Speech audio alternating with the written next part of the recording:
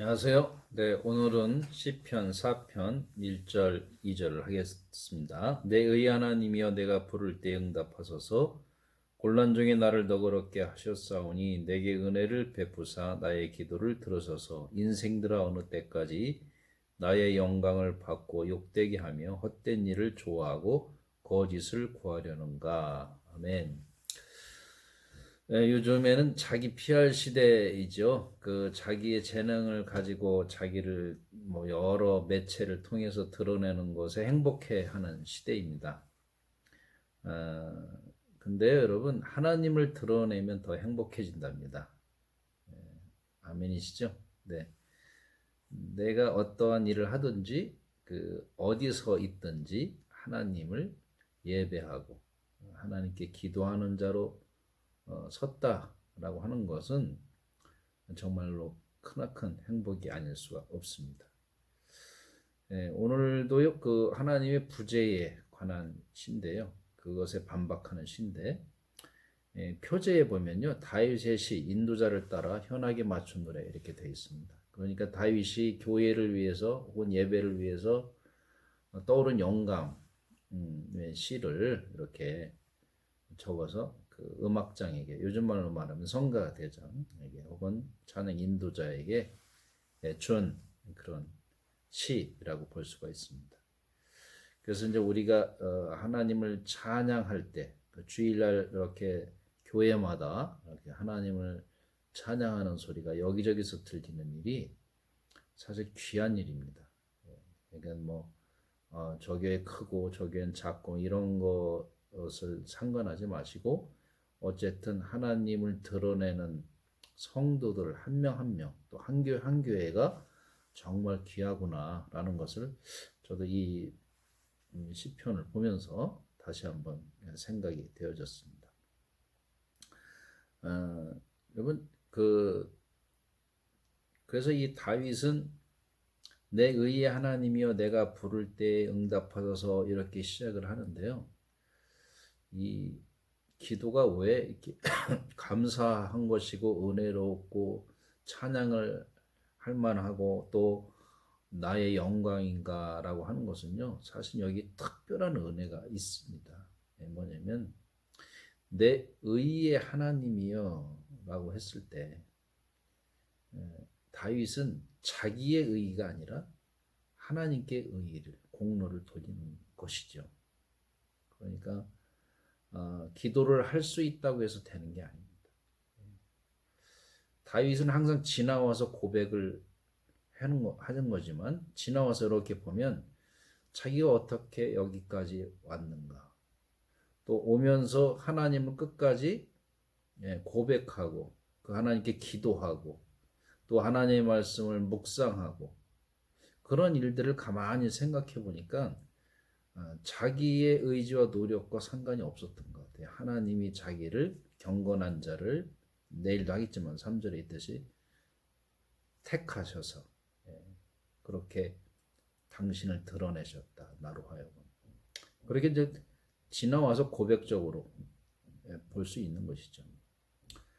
헤로안 바빙크가 이제 그런 말을 했습니다. 우리는 하나님을 볼 수는 없지만 지나온 자리를 보면은 하나님이 보인다라고 그렇게 말을 한 적이 있습니다. 그래서 여러분 기도를 할 수 있다는 거, 기도자로 선다는 거, 혹은 예배자로 선다는 거, 또 하나님을 찬양하는 자로 이 세상에 선다는 것은요, 정말 그 크나큰 영광이 아닐 수가 없습니다. 그래서 여러분은 그 자체로 행복한 사람이 될 수 있기를 바랍니다. 기도는 전쟁과 같은 그 상황에서 마지막 보루와도 같은 거잖아요. 최극단에 처했을 때 나락으로 떨어질 그 현상에서 나를 구원해줄 그것은 오직 하나님을 향한 기도가 아닌가 그렇게 생각을 합니다. 2013년에 개봉한 그 그래비티라는 영화 혹시 여러분 본 적 있습니까? 저희 가족이 한번 극장에서 세 식구가 한번 본 것 같은데요. 여주인공 라이언 스톤이 동료들과 함께 지구 궤도를 돌면서 탐사하는 건데 사고들로 인해서 다 죽습니다. 그리고 이 여인 이 라이언 스톤이 혼자 살아남는데 그 지구를 돌면서 산소 부족으로 매우 힘에 겨워합니다.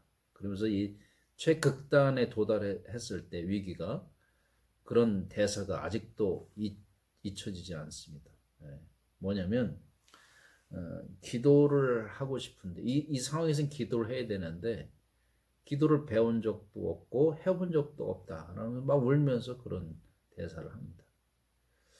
그게 와닿더라고요. 그 기도를 이렇게 쉽게 생각할 수 있는데 우리 믿는 자들은 그러나 이제 기도가 그렇게 쉽게 되는 것은 또 아니다라는 것을 알 수가 있었습니다. 그래서 여러분 이 극한 상황, 전쟁시 같은 그런 상황 속에서 내게 필요한 것이 뭔가라는 걸 한번 생각해 보십시오. 때로는 우리가 돈이 물질이 부족하면 물질이 채워질 때 그 평안하고 행복해질 수가 있을 것입니다. 그러나 꼭 그런 상황만 놓여진 게 아니잖아요. 우리 인생이. 극한 상황에 최극한 상황에 왔을 때는요. 돈도 밥도 다 필요가 없습니다. 어떻게 보면은 아주 미칠 것 같은 그런 상황에 놓여 있을 때 내 마음의 평안과 힘과 은혜를 줄 수 있는 것은 하나님밖에 없다라는 사실을 이 다윗은 첫 구절부터 고백적으로 하고 있는 것입니다. 내 위에 하나님이여 내가 부를 때에 응답하소서. 곤란 중에 나를 너그럽게 하였사오니 내게 은혜를 베푸사 나의 기도를 들으소서. 여기 은혜를 베푸사는 옛날 성경에는 긍휼히 여기소서 이렇게 얘기했는데 같은 의미라고 볼 수도 있지만 결국 그 다윗은 하나님이 은혜를 이렇게 주시지 않으면 나를 불쌍히 여겨 주시지 아니하면 나는 하나님의 영광, 내 삶에는 하나님의 영광이 자리할 수가 없다라는 것을 제일 먼저 고백하면서 시를 쓴 것입니다. 그래서 2절에 인생들아 어느 때까지 나의 영광을 받고 욕되게 하며 헛된 일을 좋아하고 거짓을 구하려는가. 그러니까 다윗의 영광은 하나님을 인하여 기뻐하고 즐거워하는 것이거든요. 소위 문다 일문에 이런 거지. 우리 인생의 최고의 목적은 뭐냐? 인생의 목적. 하나님을 영원롭게 하고 그를 영원토록 즐거워하는 것이다. 그렇게 되어 있습니다. 저와 여러분의 가장 큰 영광은 가장 큰 즐거움은 바로 하나님을 사랑하고 하나님을 즐거워하고 영화롭게 하는 일입니다. 그분과 함께하는 일이죠. 왜냐하면 이 무신론의 세계, 무신론의 세상에서 나를 경건한 자로 택하셔서 그 하나님을 즐거워하도록 해서 이 하나님의 부재가 사라지는 일들을 나 자신을 통해서 하고 있다는 것에 영광인 것입니다. 기도의 응답은 우리가 뭐를 달라고 해서 필요를 채워주는 것도 귀한 일이지만 그러나 더 귀한 일은 바로 나로 인해서 하나님을 드러내는 것, 그것에 가장 큰 기쁨의 응답이라 할 수가 있습니다.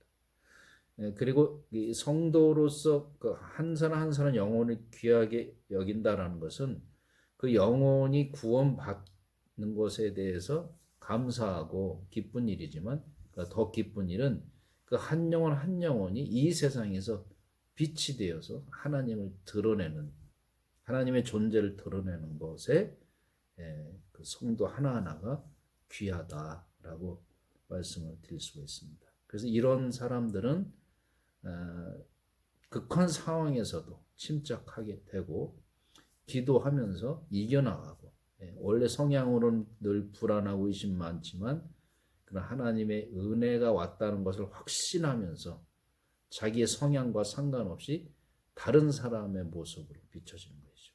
강하고 힘있고 또 기쁜 평안함 이것을 경험하는 사람으로 이게 드러나는 것이죠. 그 하나님을 드러내는 것이죠. 그래서 다윗은 무신론자들에게 소위 그래서 이렇게 얘기하는 것이죠. 니들이 아무리 그래봤자 나의 영광을 바꿀 수 없어. 그러니 헛된 일을 꾸미지도 말고 거짓을 구하지도 말아라. 이렇게 얘기한 것입니다. 사랑하는 성도 여러분, 오늘도 하나님의 은혜와 함께 하나님 주신 그 힘으로, 하나님 주신 그 기쁨으로 하나님을 드러내는 존재가 바로 나구나라는 것에 행복해 하시고 또 감사할 수 있는 하루가 될 수 있기를 주의 이름으로 축복합니다. 기도하겠습니다. 하나님 아버지, 혼란 중에서 우리를 너그럽게 하셨사오니 오늘도 우리에게 은혜를 여전히 베풀어 주셔서 하나님을 찬양하고 하나님께 기도하며 하나님을 드러냄으로써 하나님의 부재가 만연한 이 세상에 하나님을 드러내는 존재자로 설 수 있도록 인도하여 주시옵소서. 또한 그것에 감사하고 기뻐할 수 있는 성도들이 되도록 함께하여 주옵소서. 예수 그리스도의 이름으로 기도합니다. 아멘. 샬롬.